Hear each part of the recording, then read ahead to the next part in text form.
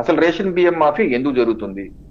ఎలా చేస్తారు? వినియోగదారుడు అమ్మేసుకుంటున్నారు, వినియోగదారుడికి ఇస్తున్నారు, ఇచ్చాక అతను 8 రూపాయలకో 10 రూపాయలకో అమ్మేసుకుంటున్నారు. ఇప్పుడు కేంద్ర ప్రభుత్వం ఏంటి, రాష్ట్రాలకు ఇచ్చేస్తారు, మీరు మీరు ప్రొక్యూర్ చేయండి అని. ఇప్పుడు డీసెంట్రలైజ్డ్ ప్రొక్యూర్మెంట్ సిస్టమ్, ఇది సాగర్ గారికి బాగా అవగాహన ఉంటుంది. సివిల్ సప్లైస్ డిపార్ట్మెంట్ కి కేంద్ర ప్రభుత్వం డీసెంట్రలైజ్డ్ సిస్టమ్ ద్వారా మీరు ప్రొక్యూర్ చేయండి రైతుల దగ్గర అంటారు. సో రైతుల దగ్గర కొనే ప్రతి రూపాయి కేంద్రమే రీఇంబర్స్ చేస్తారు రాష్ట్రానికి. రాష్ట్రం సివిల్ సప్లైస్ డిపార్ట్మెంట్ కి వాళ్ళకి రీఇంబర్స్ చేస్తారు, మార్కెట్ ద్వారా రిప్రూవ్ చేసి చేశాక ఆ రాష్ట్రంలో ఎక్కడ కొంటే అక్కడే పేదలకు ఇచ్చేస్తారు.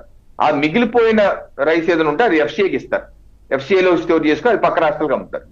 సో దానికి మెయింటెనెన్స్ కి, ట్రాన్స్పోర్టేషన్ మాత్రమే రాష్ట్ర ప్రభుత్వం దగ్గర 2 రూపాయలు 3 రూపాయలు పెడుతుంది, మిగతా 40-42 రూపాయలు కేంద్రమే పెడుతుంది.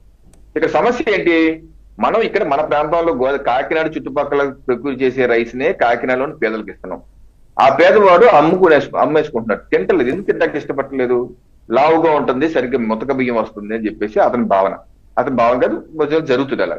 సో అలా చేయకుండా ఏం చేయాలి? నిజంగా అది భావనైనా లేకపోతే అపోహ, లేకపోతే ఎందుకంటే మనం బలవర్ధక రైస్ కాదు దానిలో యాడ్ కూడా చేస్తున్నాం, ఇంకా ఫోర్టిఫైడ్ రైస్ అంటారు ఇంగ్లీష్ లో. దానికి అదనంగా డబ్బులు ఖర్చు పెట్టి కేంద్ర రాష్ట్ర ప్రభుత్వాలు కూడా దానిలో యాడ్ చేస్తున్నాం, వైటమిన్ పెడుతున్నాం. ఎన్ని పేదవాడికి వెళ్ళటం ఆ సమాచారం. ఒకటి, ఆ సమాచారం లోపం. 2, పేదవాడు ఎందుకు అమ్మేసుకుంటున్నాడు, ఎందుకు అక్కర్లేదు, ఎందుకంటే అతనికి ఇది తిట్టడం ఇష్టం లేదు.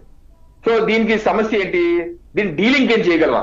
ఇప్పుడు రేషన్ తీసుకోకపోతే నా యొక్క సంక్షేమ పథకాలన్నీ పోతాయి, నాకు ఆరోగ్యశ్రీ ఎన్టీఆర్ వైద్య సేవలు ఉండవు, లేకపోతే ఫీజు రీయింబర్స్మెంట్ రాదు, సో ఏదో రకంగా తీసుకుంటేనే అవన్నీ నిలబడతాయి అన్న భావనలో ఉన్నారు.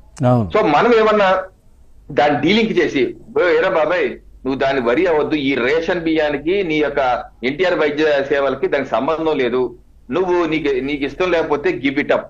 ఏ రకంగా ప్రధానమంత్రి నరేంద్ర మోడీ గారు 2014 వచ్చాక గ్యాస్ సబ్సిడీ అక్కర్లేని వాళ్ళు గివ్ ఇట్ అప్ అనే పథకం పెట్టి, మీరు గివ్ ఇట్ అప్ అని ఇచ్చేయండి, మీరు సేవగా ఇచ్చేయండి, నేను దాని యొక్క సబ్సిడీని పెట్టుకొని నేను ఉచితంగా గ్యాస్ లేనటువంటి మహిళలకి గ్యాస్ బండ్తో పాటు సిలిండర్ తో పాటు పొయ్యి కూడా ఇస్తానన్నారు.